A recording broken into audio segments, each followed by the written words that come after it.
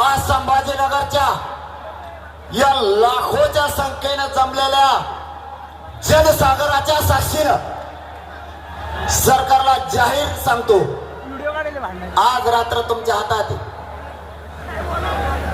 तुम्ही ठरलेल्या 9 मागण्या याची अंमलबजावणी करायची. बार बार मागण्यावर बोलायला वेळ घालत नाही, कारण माझा मायबाप समाज सकाळपासून रस्त्यावर याची जाणीव मला ठेवावी लागणार आहे. मी आजची रात्र सरकारच्या हातात आहे. आज पहिल्या टप्प्यातला समारोप हे एकूण 5 टप्प्यात राज्यात सगळ्या मराठ्यांना विश्वासात घेतल्याशिवाय निर्णय घ्यायचा नाही, हा आपला पण आहे. आणि सगळ्या मराठ्यांना विश्वासात घेतलाय, म्हणूनच मराठी आतापर्यंत 1.5 करोड आरक्षणात गेले